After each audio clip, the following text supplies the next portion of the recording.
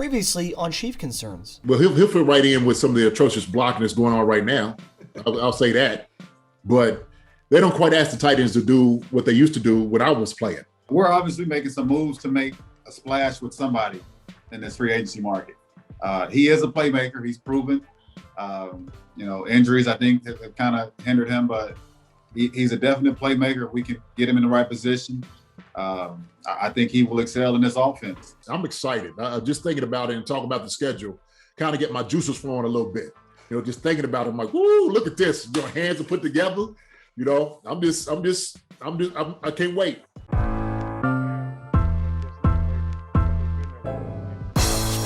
It's the corner where the treats at. Is this the passing of the torch, right? Is this what this signifies? It comes down to that front office and what they feel is most important. The champ is here. We've touched down from a higher plane. Why you landed here? We always look forward to that week because it was always intense. You know that we ain't coming back. We about to. The man, the myth, the legend, Dante Hall. My favorite player growing up was Dante Hall. I love you guys in the show, but Dante was my guy. Get to dashing because you done on the warfield.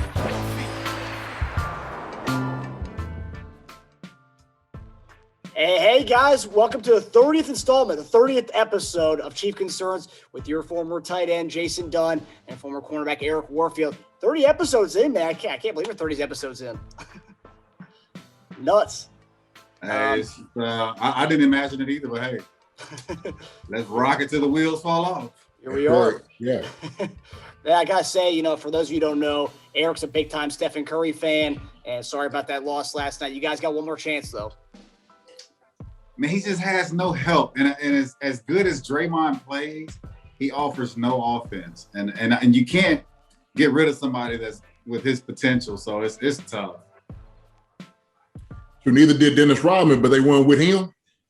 So you gonna make excuses right now? Is that what it is? You make excuses? No, so I can't even do that because if you look at the rest of the role players around Michael Jordan with Dennis, or with Dennis with the other players in Detroit, they could all score. And so it's hard to give the ball to somebody else when they can't really put the ball in the hoop. So yeah, who's the young guy that got out there that's supposed to be real tough? I've seen him. I keep forgetting his name. Who? Pool's one. Yeah. They got that Mexican basketball player Toscano Anderson who came on strong this year. That guy's a beast. Yeah, so I look at their play, man, and it's just they look so confused at times. Like when you get the ball right there in the paint and you're scared to shoot it because you want to kick it out for a three. Like, no, just take the 2 points. Yeah. They do a lot of weird stuff in the NBA, and that I question so much of it. Like you're a professional. I understand what the offense is supposed to look like, or how you run certain plays and how good people shoot. But when you got that ball inside the paint, shoot that. Yeah. Yeah, man. You know what though? But they've been living and dying on that, man, for the past few years. So they used to playing that way, right? But like you said, if they don't have the firepower like they had, in the past, that's a little tough. Turn everything around. Yeah. Yeah, and I thought that was interesting. Every team so far in the playing games, all the home teams have won so far, and then now we're going to the next round. We'll see if the Wizards win. And I guess a little prediction for you. Do you think who do you have tomorrow, Golden State or Memphis? Man, I'm Golden State all day. I'm picking Golden State to win the whole thing. Are you? I mean, they have a shot. I think they could beat Utah in that first round. If they get to the 8th spot, that's going to be a good series, Utah and Golden State. We'll see. All righty. All right. So there's a lot to get into, a lot to unpack. Most teams don't have as much things going on as the Chiefs do, but every week I feel like there's things that keep popping up with the Chiefs. But before we head to our first segment, we have a word from our sponsor in BetOnline. So we'll roll the tape there. Marcus Dash here from Chief Concerns. It's NBA playoff season, people. So you know what that means? It's time to play some wagers. And the best place to do that is on BetOnline. BetOnline is the fastest and easiest way to bet on all your sports action. BetOnline has you covered for all the news, scores, and odds, and it's the best way to place your bets, and it's free to sign up. So head to the website, BetOnline.AG, or use your mobile device to sign up today and receive your 50% welcome bonus on your first deposit. BetOnline, your online sportsbook experts. All right. So our first Chief concern tonight, it's one. So Westgate Sportsbook has released all their lines for the upcoming season, and they have the Chiefs as favorites in 16 of the 17 games. And the only exception of the games they don't have them as a favorite, they have them as a pick 'em against the Baltimore Ravens week 2. What are your thoughts about this? I mean, you look at the season last year at what I don't want to say we, but I kind of include me and Jason and you as a fan into the kingdom. Yes, sir. You look at what we did last year, and all with the exceptions of a few injuries, some key injuries turned out to be a sloppy Super Bowl. To upgrade the line the way that they have, and to keep all the additional players that we've had in the past that were big time playmakers, offensively and defensively, you would have to say that we're the favorites. We still, to me, have the number one quarterback, even though I'm not going to sit there and be petty and say Tom Brady's not the quarterback that we've ever seen, whether it's skill set or what. He's proven it year after year by putting rings on his fingers. So you have to acknowledge that he's the best to ever do it. So even with him being out with Tampa, or not out, but playing with Tampa, I still acknowledge that at the moment, Patrick Mahomes is the best quarterback out there. And so to have him, Travis Kelce playing at an all-time high, Tyreek Hill playing at an all-time high, and to add more pieces to the offense, especially on the front line to protect Patrick, you'd have to say that we're easily favored going into the season. You know what? I tell you what, man, it makes sense, to be honest with you. And I'm gonna tell you why. You got to look at the whole scope of it. So you're talking about, week 2 game.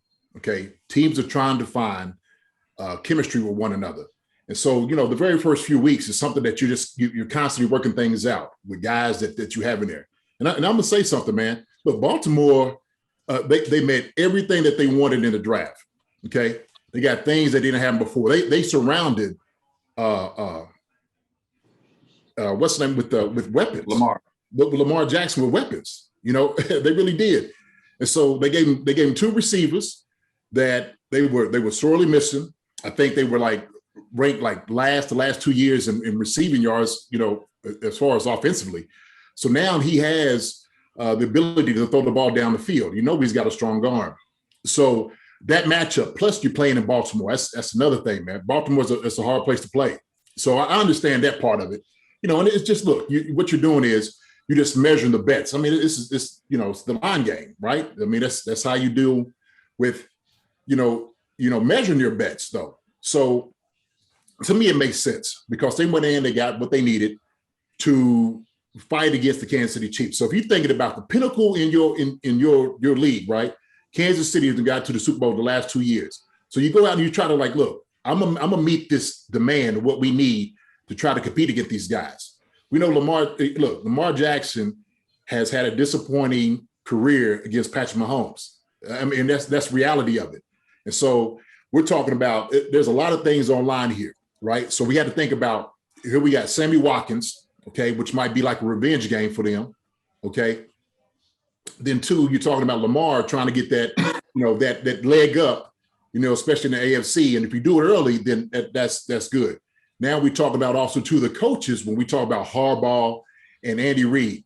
So I was up there in Philly when they was both on staff, and so these guys know each other. They really do, and they know each other. Yeah. Before you keep harping on that Lamar Jackson train, I'm gonna say that they're not even the second best team in AFC West. I'll say Cleveland and Buffalo are. I know you say that, but I disagree with it. And the reason I say I disagree with it is because what Cleveland has added, to add to that defense and then to add Odell Beckham back to it with the 2-headed monster that they have in the backfield. Now you got a 2-headed threat outside receivers. You got a 2-headed threat on your defensive end. So Baltimore, to me, is stacked. Buffalo has already proven to be a good overall team, defensively and offensively. Right. So I'll say this, and I'm just, comparing the teams. Look, and I'm looking at it like this. So, all right, Cleveland don't have a Lamar Jackson. Okay, they don't. I'm not sold on Baker Mayfield. I think he's a good player, but I'm not really sold on him. And but so he's got all the pieces, though. What's that? He's got all the pieces. Baker has everything that he needs to be successful. Yeah, Everything. he has. He's had it for the past couple of years, right? And so he always finds himself at home with this. And so Lamar hasn't had all the pieces. This year, he's actually got a receiving core. He's got guys that he can throw the football to. And I'm not talking about just regular guys. I'm talking about guys that actually can go out there and go get it. And so we know, look, Baltimore's defense, they've always had DBs in secondary. They have that. They got a guy, a linebacker defensive end from Penn State, Oway, or whatever his name is, who's an absolute animal out there. So I'm just saying that they're going to compete. And everybody's thinking, okay, keep giving Cleveland, keep giving the Bills. Y'all keep talking about them. Well, what I know about with Harbaugh is all he's been doing is stacking chips. He's like, look, you keep putting us out there 4th and 5th, and we're going to come up there and we're going to smash everybody. I don't think they're going to smash the Chiefs. I don't believe that. I'm just going by what the line is saying on the betting stacks, right? I mean, it's just, we're talking about money here, right? Now, do I think they'll beat the Chiefs? No, I don't. I don't think they'll beat the Chiefs. But it's going to be a great game because Lamar does. He's stepped up with some of the pieces, but we've done that too, right? We've gotten kind of a revenge game with Brown too. So Brown's going to show out there like, look, I'm going to show out as well. So he's going to hit up on the defense. Our guys are going to be running around. I think our secondary is going to do a good job because we want to have a better pass rush against them. So it's always about containing Lamar Jackson. If you could contain him, then more than likely you're going to win the game, right? So that's I'm just based it off of the question that we're asking, how the line is going to be, right? Gotcha. And one thing I will say is there's a lot of people who've been saying for so long, they haven't given Lamar Jackson weapons. And one could argue they've wasted a lot of 1st and 2nd round picks on skill guys. Mark Andrews, I believe, was a 1st or 2nd round pick, or he was a high 2nd. Hollywood Brown, who even complained last year that he's not getting the ball. He says they don't throw him the ball, and he was a 1st round pick. I thought he was awesome in college. And then J.K. Dobbins. I mean, so they have given him skill players. And I think this year, as a lot of people are saying, they have Rashad Bateman, and then they also signed Sammy Watkins. I think this year, if his receivers don't pan out, I mean, if the passing offense isn't what it should be, I think at this point, some people kind of start passing the blame on Lamar. I mean, I don't know. At what point do we say, like, Lamar, he's not getting the ball to receivers for a reason? They have this offense for a reason. And I don't want to discredit Lamar. I think he's a great athlete. I think he's a good quarterback. Not a great quarterback, but a good quarterback. He's not as accurate as he needs to be. His first reaction is to run. If he drops back into pass coverage or into pass, I think he's 1 or 2 reads and he's taking off with a run. He doesn't scan the defense the way every other quarterback does. He's a run first before he's trying to complete that. But even with him having weapons, I don't think it's relevant to him having weapons because once he's in trouble, he's taking off. That's what he wants to do. Right, but that's all based off him because he had a run. He had nobody to throw to. Look, we can sit there and say Brown, who was his first year last year. I mean, the joke is fast, man. He is absolutely fast. So I mean, we're talking about a pure burner. Everybody else around him, you didn't really have anybody else. You had Andrews as a tight end that was good, right? We had a decent running game with Baltimore. So when I say that, I'm being realistic here. He ain't really had no receivers on the outside, and you can tell it. You can tell the difference in it. So when a guy's sitting over here and he's got to use his legs the whole time because guys are not getting open. I mean, he has Snead. I don't even know who the other receiver is. That's what I'm talking about. You can't even name the other receivers. I just know Snead was one of them. And anybody else that I don't even know who they were. I can't tell you who the receivers are for Buffalo besides the guy that got from Minnesota. Well, sure, that's all they need with that joker. Hey, look, I'm gonna tell you this. Look, I'm a football fan. Who? Cole Beasley, the slot receiver for Buffalo. Oh, no, Cole too. Hey, look. Hey, Cole Beasley played well too, though. Yes, he did. He played lights out last year. I'm gonna give it to Cole Beasley, man. I'm a football fan. Okay. And I'm not going to discredit guys because they play for other teams, right? We know Lamar Jackson. I think he's a great quarterback, to be honest. That's my opinion. I think he's a great quarterback. Now we're going to see exactly how good he really is, right? Now I can say, well, shoot, if he can get the ball to these guys that can take the top off the defense, now you got a tight end to throw the ball. You got a good running game. They got a guy O-line in the first round. So he didn't really have any reason not to be successful. He doesn't get successful. I agree with you. Now all of a sudden you get into the criticism of who he is as far as being a quarterback. So, and the reason I say is I'm a little biased because a guy that I coach used to be a center at Louisville. You know what I'm saying? So I'm here in the state of Kentucky, and so he used to carry Lamar all the way through in Louisville, man. So that was just I was a fan of him because he'd always talk about how good of a guy that Lamar was, and you kind of see it in him. But make no mistake about it, I don't think they'll beat the Chiefs. I still think the Chiefs are the greatest team out there right now in the NFL. Period. Bar none. I'm with that. Yeah. And like you said, JD, I think this is the year. Now he's got weapons in place. The weapons he can't use as an excuse anymore. We can see what he's made of now, as far as being not being able to live and die by first or second read than running every time. Right. So I think this is a good year to judge him. Yeah. Look, Vegas just don't want to put nothing on the line. They want to say like, we can't give you every game. Plus you're playing in Baltimore too. So the air of it, man, you just don't get a fair game in Baltimore. You know how it was playing in Baltimore. Hell, they probably have Ray Lewis come out there and start doing a little dance before the game. So Sunday night game too. So the fact that it's even a pick 'em, I think, was kind of nuts. I thought they should at least give Baltimore 3 points. But hey. It's doing its justice. His head up, right? Yep. you take your pick. And you actually scored a touchdown against Baltimore. Yeah, I sure did. I had the gif of your little touchdown celebration. Yeah. One of my favorites. Yeah. All right. Okay. So our next chief concern, it's a guy we talked about in the show a lot, is a Bashaud Breeland. I know you guys, we all want him back, and we hope the Chiefs can bring him back for a 1-year deal. But this week, I believe it was NFL's Twitter handle posted a tweet saying, name the #1 unappreciated cornerback. And a lot of Chief fans were saying, I think the Chiefs account actually tweeted L'Jarius Sneed, but Bashaud Breeland actually quote tweeted himself and said he's the most underappreciated cornerback in the league. And he's had a few other tweets. If you look at his last 2 weeks of his kind of Twitter rants, kind of taking like subtle not jabs at the Chiefs, but in general about how he's not being appreciated, still being in the market and stuff. What advice would you have for Bashaud Breeland as he kind of waits this out and waits for his best offer? I mean, 2 former players. I mean, and as fans of the team, what do you hope the Chiefs do?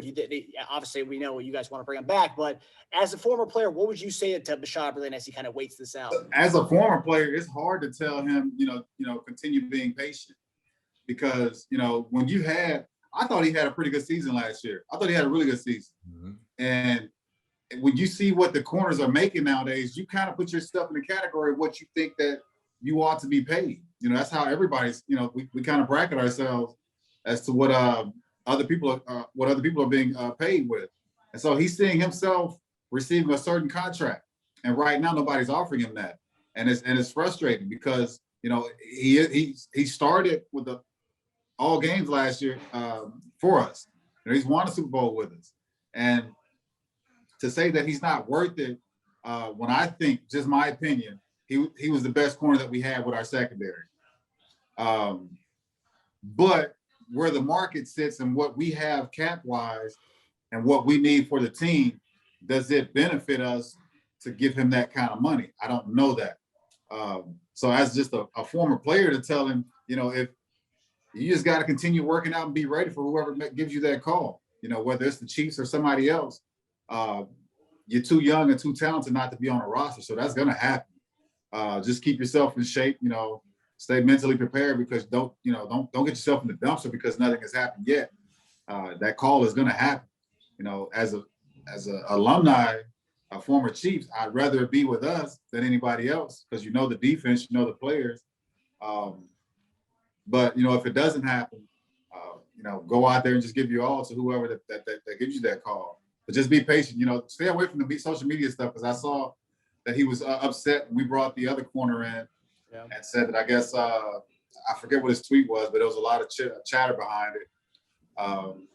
So yeah, you can't be upset about what the team is trying to protect and what we're trying to do. So we're going to draft, and we're going to go pick up players that we can afford to replace you. That the NFL always want younger, cheaper potential to save that money, and so if they can, they will. But for him, if it doesn't happen with the Chiefs, it doesn't happen. It's going to happen somewhere.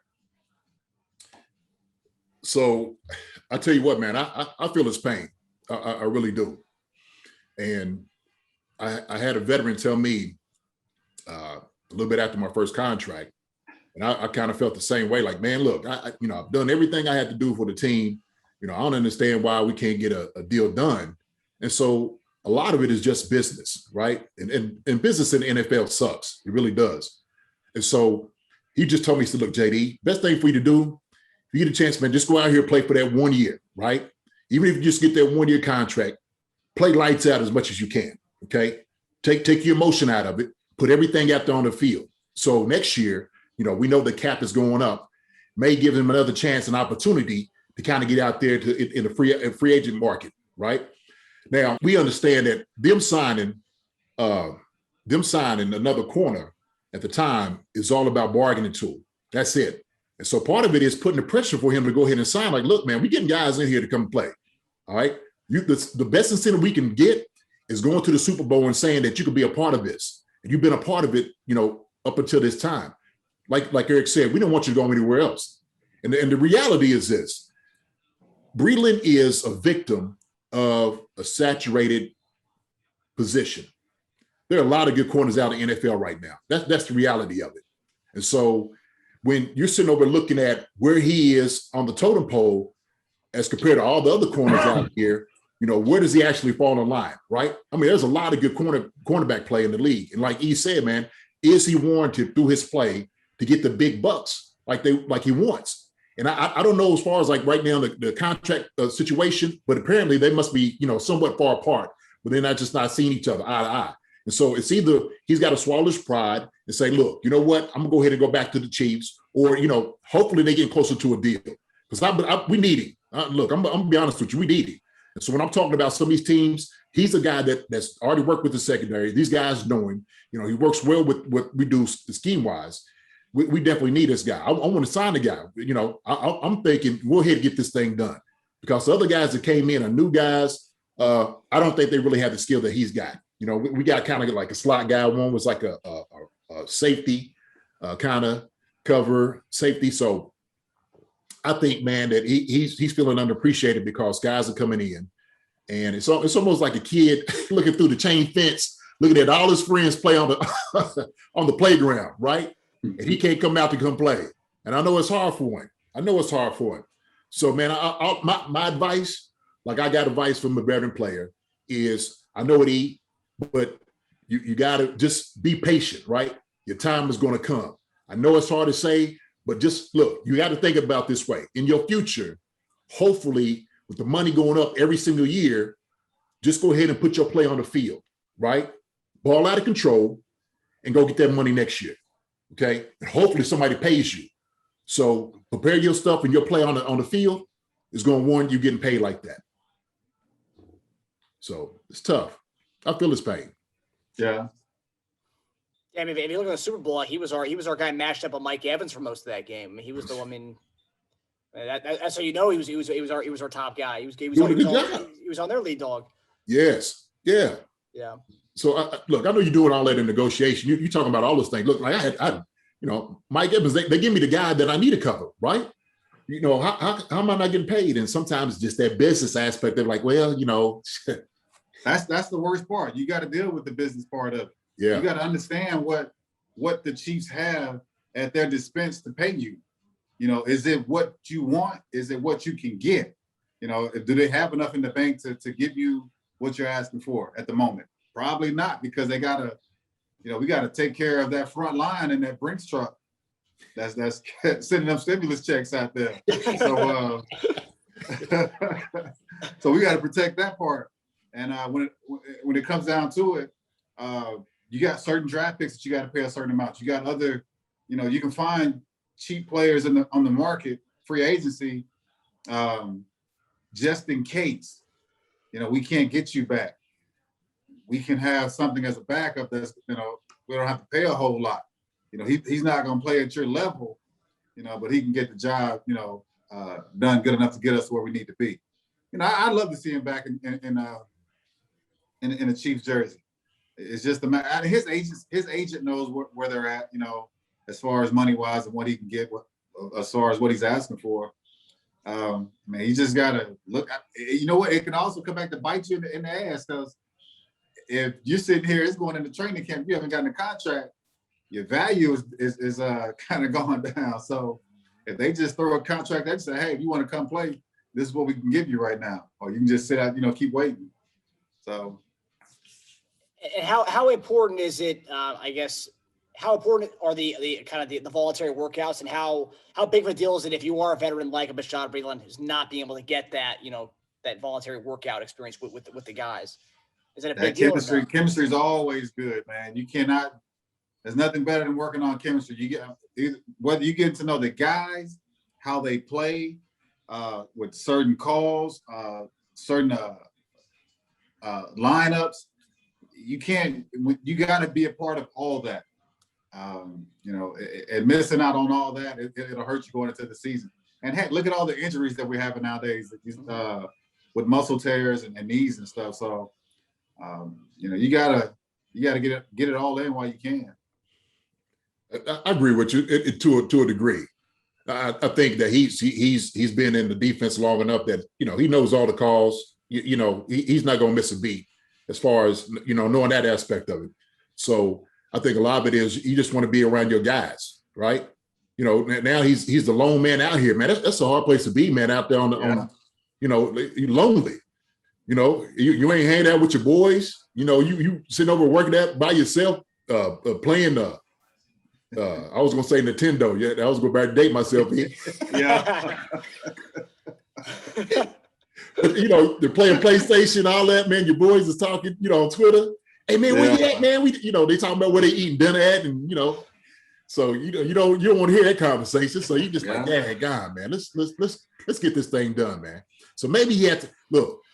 I'm gonna tell you this. Maybe he has to just make a personal phone call. He got to tell his agent, look, all right, if we that far apart, maybe we could come to some type of agreement. Okay, let me go ahead and talk straight to Andy. Let's get this thing done. Let me go ahead and get into camp. But I think, man, he'll be ready. I don't think he'll miss a beat as far as that. But he's missing his boys, that's for sure. He's missing his boys. Them dinners out with your boys, man, is some of the best times. Just that camaraderie that you get. Yeah. So that's the tough part of it. Just prediction. Do you guys think by the time training camp comes around, do you think Bashaud Breeland will be in red? Training camp? Oh yeah, definitely. Think he'll be with the Chiefs? Oh yeah. I mean, I just think the Chiefs are the ones. I hope so. Yeah. I don't think they letting him go. So I think they're pursuing him, and I think they're staying in his ear as much as possible. Like, look, man, but we just got to keep working these numbers out, man. It's just the numbers. Everybody's being stingy, right? He's thinking about his future. The Chiefs are thinking, the business side of it, and everybody is. You got to come to an agreement. But I'm sure they're not letting him go. They got their hands right there on it. I know they do. So hopefully this works. And they don't pull a Tanjay Sharp. Golly. Yeah. Man. Gotcha. What? Yo. Gotcha. All Gotcha, right. boy. That was your guy. Shut him down. Shut him down. It blew my mind. Maybe that's the topic for another day, but that shocked me. That shocked me. So, well, no. That might tell you what they see about the young guys. They might feel strongly about some of these young guys they make expendable. Right. Numbers game, man. It's a numbers game. Mm-hmm. But Breeland we need. Let me say that. Yeah. No, I'm in agreement. I think everybody in Chiefs Kingdom's in agreement, because you can see the comments on his tweet that he had about him being underappreciated. It was Chiefs Kingdom style. Everyone blowing him up, saying like, no, you're appreciated. We all love you. So, but okay, so we're gonna go to our next concern here. This is another thing, and I gotta tell you, the stuff that comes from Twitter is just insane. Obviously, our relationship stemmed from Twitter, becoming boys through Twitter, but the stuff that comes on Twitter is insane. So this past weekend, a fan tweeted at Tyrann Mathieu asking if he was ever going to receive an extension. Tyrann Mathieu replied to him saying, quote, "Probably not. Been here before. All good," end quote. And then soon after, the tweet has been deleted. But with everything on Twitter, nothing stays deleted forever. People screenshot stuff and that sticks around forever. But seeing that kind of response from Tyrann Mathieu, how concerning is this? Go ahead, JD. Okay. Well, how concerning is it?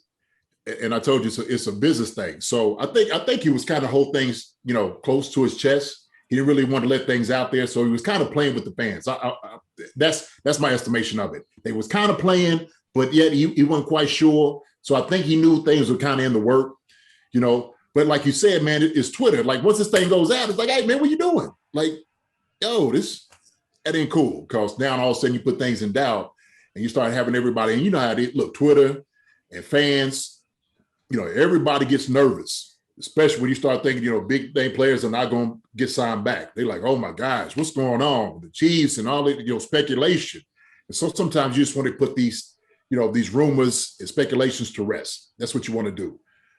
So I think it somewhat was kind of like a, you know, play thing, and hey, you know, it's cool. He's just, hey man, it's cool. That, you know, whatever, you know, happens, it happens. And so I think at that moment, everything was still in the works. It was just getting signed and finalized. So that's my estimation of it. You know, other than that, I don't know. Yeah, I don't really know myself. It's social media is dangerous. You know, once you put anything out there, no matter how quick you try to delete it, somebody's got it.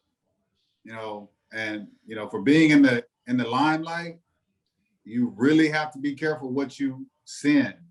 And I'm talking about at any moment, whether you're in your feelings or not. And so, you know, I haven't heard him come back to speak anything on it. I haven't read anything about it.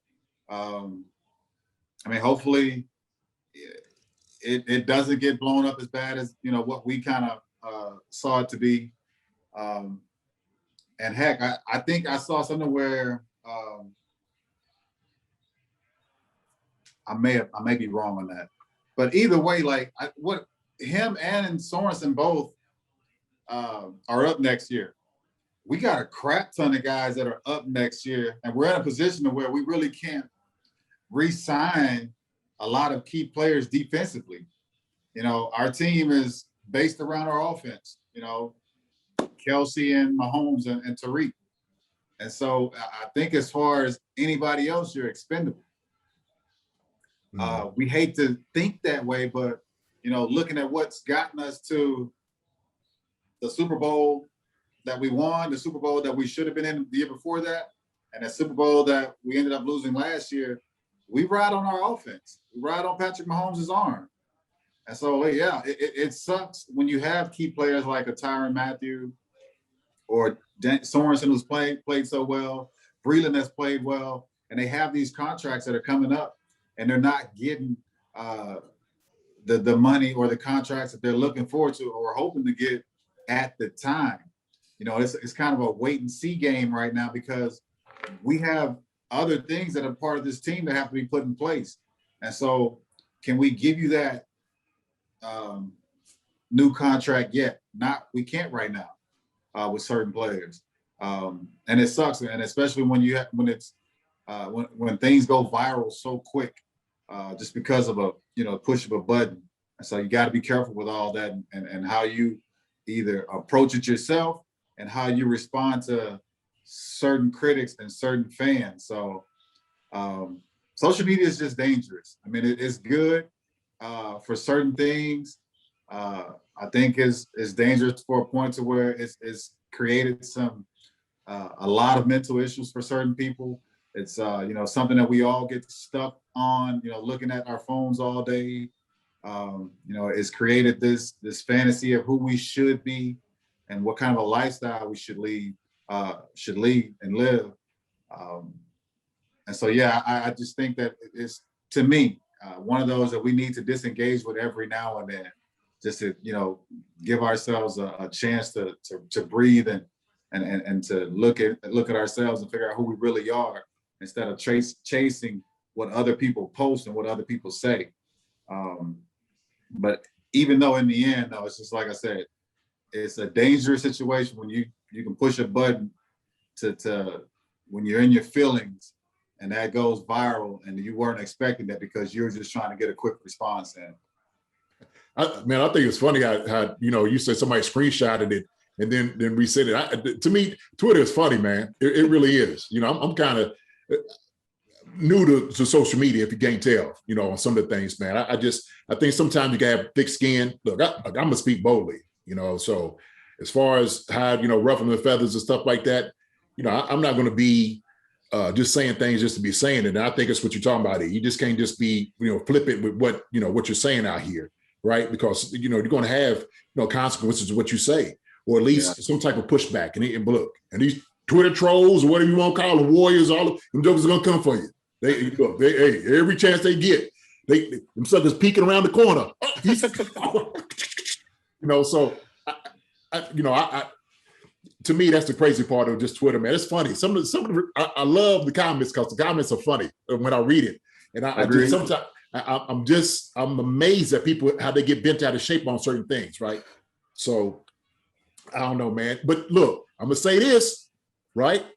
Hey, this is what I was talking about. This is part of my reason I was talking about the Orlando Brown deal, okay? Because we know we got to pay him a boatload of money next year. That joker gonna be getting some big money. He's one of the guys we talking about getting other guys restructuring and stuff like that. Here we go, moving numbers. There's that little, how they got that little meme where they doing like the mathematic, pulling all the stuff up, mathematic symbols and all. Yeah, so we're gonna have to be doing that next year, man. When it comes down to it, So, but man, look, he's a staple on the defense, right? We know he's that guy that we need on defense. And so as much as these guys are important on the offensive side, he's just as important on defense. True. So I would call, to me, relatively the same Patrick Mahomes on the defense for us. Get that deal done, And so gone, over, speculation out the door. But man, you putting people almost giving them heart attacks, man. Everybody holding their breath, they don't know what to do. Yeah. Hey man, Twitter. Hey, listen. Everybody take a step back, breathe. Just breathe, man. Everything's going to be all right. It is. It will. Everything's going to be fine. The wheel's still going to turn. Hopefully, So, yeah, don't get so caught up in things like that. Well, I think the scary thing behind this whole Mathieu situation is the fact that months ago when Kelsey, Mahomes, and Jones all restructured, the same report around that same time was Tyrann Mathieu's working out an extension to stick around with the Chiefs a little longer and to kind of spread out his money a little bit, So that was kind of the thing. And that we're getting to almost July here, or almost June here, sorry. He hasn't gotten his extension yet. So I guess, and then seeing a tweet like that, it's like, oh, they're probably far off on their contract talks. So it's just kind of, I guess it's a scary thing, you talk about him being the Mahomes on the defense. That's a scary if he doesn't stick around. And with all these free agents we're gonna have next year, that's just another guy we're gonna have to replace. And he's not a guy you can replace that easily. Right. No, you can't replace a guy like that. Not off the bat. You ain't gonna find him on the street corner. That's for sure. I do have a question though. So you guys are old school. You guys are, before the Twitter age. What was your version of Twitter back in the day? If you wanted to if players back in your generation kind of wanted to gripe show their gripes or, voice their grievances, but in a subtle way, would that just be dropping a line to a local reporter? Newspaper? Yeah. Hey, the newspaper was the sound bites on TV. That was it. Yeah. You might do that, but that was your Twitter, the newspaper. That's it. You just had to wait a whole week for it to come out though. It could be the next day. Had a whole week. Do you wish that this kind of mechanism to voice your kind of like frustration with the teams existed back then? How the players can do that at any given moment, they can do that, whether it's good or bad. Voicing their frustrations. Did you guys wish that you kind of had more control? It's hard to say that you'd like to be a part of the social media era. I mean, heck, that's like saying I'd like to be a part of this contract negotiation era where they're just throwing big dollars at people. Even though I could say that my contract was nice, right now you got nickelbacks that's getting paid what I got paid. So yeah, it's hard to say. Yeah, let's. I would love to have been in that era because that wasn't during our time. But I can imagine the fun it could have been. I can also see the danger of it also. Yeah, I think everything, man, is reactionary, and I'm glad they didn't have it back then. Because the way that it's going right now, I mean, you see it.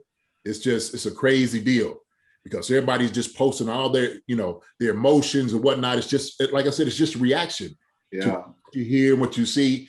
And to be honest with you, if it's used for the good purpose as it should be, passing, truthful information, like real information, as opposed to some of the other stuff that comes out here, like all the craziness, to me, man, that would be the way to do it. But, everybody's caught on their feelings, man. That's part of the problem. Everybody's into their feelings. I don't care what it is. Shoot. Well, I think it goes through the whole we're talking about the generational kind of with the Twitter and the Twitter age versus like, okay, for example, I don't know if you guys see the whole Kwame Brown stuff that's going on the past week. That's a guy who since 2000 or 2001 has been deemed this biggest bust of all time, and I guess he hasn't responded. No one's ever heard him respond to all these critics, and then this week, I guess it finally it got too much for him. Yeah, he came out of hiding. Hey, look, Kwame been waiting for a moment like this. That sucker been taking notes on everybody that's been hating on him. He's coming after everybody. He ain't holding back. For what? Why would he? Yeah. Like, look, man, y'all been killing me in the press all this time. Stephen A., Matt Barnes, I'm coming after everybody. I'm taking, look, everybody be on notice right now with Kwame Brown. He ain't got nothing. What he got to lose? Y'all didn't call me the biggest bust. I'm already the worst guy on the planet. So shoot, guess what? It happens like that with a lot of guys. So, you look at a Jamarcus Russell that went to the Raiders and how he blew up and didn't turn out to be much. Greg Oden and who was Sam Bowie. You got picked before Jordan. Right. So, it's a part of life that nobody wants to experience. I guarantee you don't want to experience that. And anywhere you go, your name is mentioned. It's like, okay, they picked you over Michael. You were the number one pick in this draft. Like, no, like nobody wants to go through that and have a family and raise kids and have their family go through all that crap. So it's got to be a crappy situation to be in, but it comes with the game. It comes with the territory. So, yeah, it's tough. It's tough, man. Everybody's in the back of the restaurant. Well, man, you suck. Everybody's just playing into it, so. Yeah. Hey, I tell you this: anybody that's coming around him right now that might be spitting that to him, man, they better watch their neck. All right? Oh yeah, he might snap. He might snap. Sure, he'll get a good distance, but you won't do it, So, sure, be prepared. Put it that way. Hey, he ain't no little dude now. And I seen him. I'm looking at that joker. Ain't no little dude. So he's 7 feet tall. That's what I'm saying. If they gonna come down on people, he can get you from a distance, right? Well, that's the thing where, like, you brought up some of these other guys who are, deemed as busts, but Kwame Brown had a 12-year career. I mean, you're not a bust if you played in the NBA for 12 years, and and the fact that they made I think I read like 80 million about and playing in the NBA. Yeah. That's not a bust of a career. There's guys who don't last past 1 or 2 years. Less than 12 years. He mentioned and he said him and Kobe Bryant scored 82 points in a game. So. He did something. It's the expectations that people have for you. That's all it is. Yeah, I know. I'm just messing. Yeah. Shoot, if that joker don't, like you said, he don't come out like Kobe Bryant, his career being that way, you're a bust to everybody. Being the first pick. So, where's our guest? He's coming on right now. So now we're going to get to our final segment, our fan segment, where a member of our Chiefs Kingdom comes on and asks you guys, each of you guys a question. He actually tweeted us this week asking questions about the O-line and how these guys are going to mesh this year. So tonight we have our guest is at BertRojas4 on Twitter, and he's coming on to talk to you guys. Let's get him on right now. What's up, Eric? What's up, Jason? What's going on, man? How you doing? I'm doing good. Just out and about right now. I finished work and I was waiting for you guys to come on. Yeah, we've been waiting on you to come on.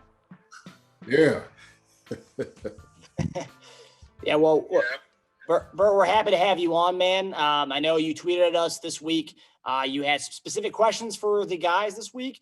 And, I was like, you know what? Instead of tweeting at us, why don't you come on and ask these guys yourself? So I'm going to give you the floor. You can ask away your question to JD and Eric. So go for it, buddy. Okay.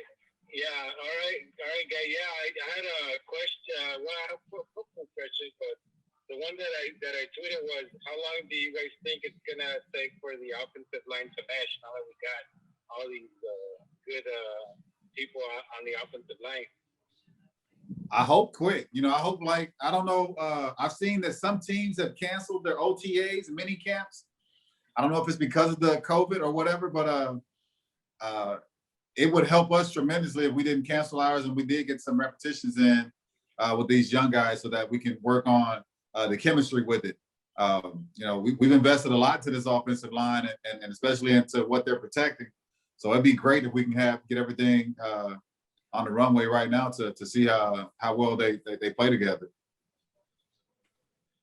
Yeah, I think, man, it all depends, like you said, if guys are coming to the mini camps, OTAs, as much time as they can get, they'll definitely mesh together fairly easy and quickly. And I know coaches will take advantage of guys just being at the facility.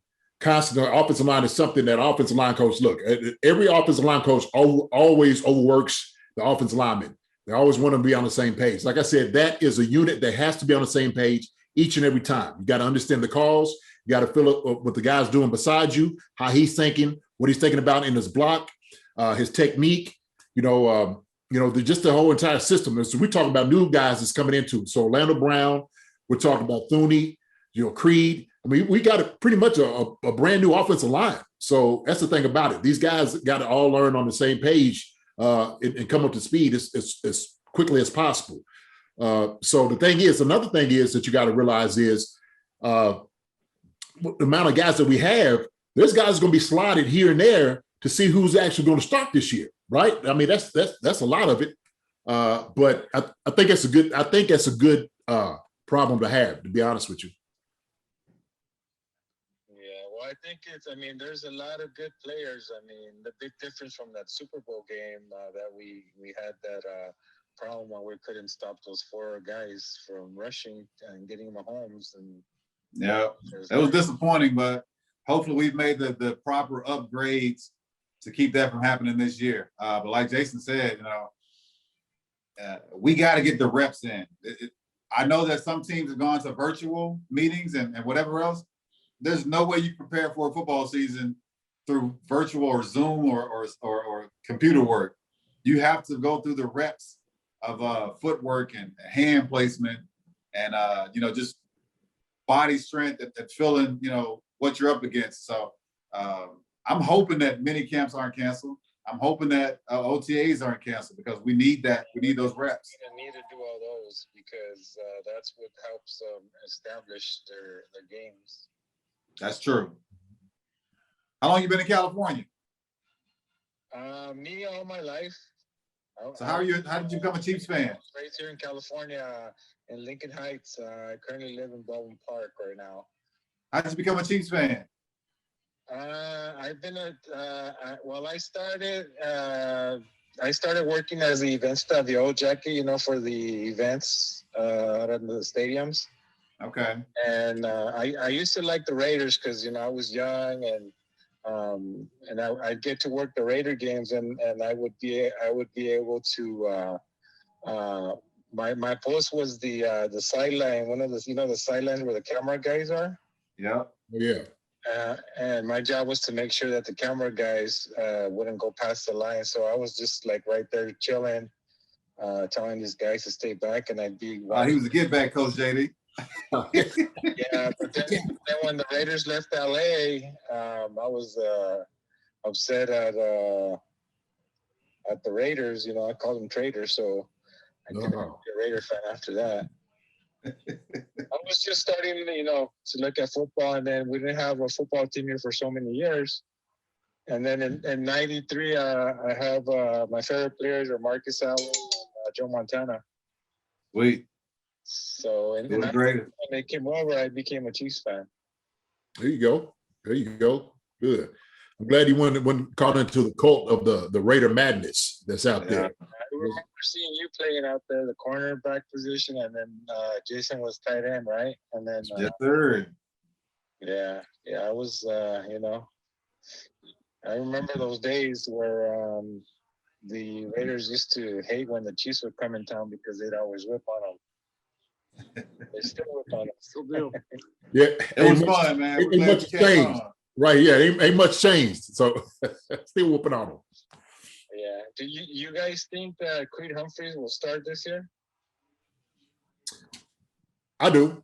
I think he'll start. I think Austin Blight was in there, penciled in to start, but I think it's kind of his job, Creed Humphreys, right now to lose. I think they're going to pencil him in, get him ready for the future. I mean, that's what they're doing to get him ready for the future. And I think Austin Blight, they could probably utilize him at center, but also too they could utilize him probably at guard and stuff too. So he has a lot of versatility with him. But I think Creed Humphrey is definitely going to be penciled in as a starter. Yeah, because I was listening to how he was doing his. I was playing at Oklahoma, where he was the one that was calling when the ball gets hyped and everything, and lining up the line and everything, and the quarterback wasn't really saying when to hike it. Yeah, no, that's usually what the center does. That's his responsibility. You see him doing a whole lot of pointing and talking when they put their hand on that ball.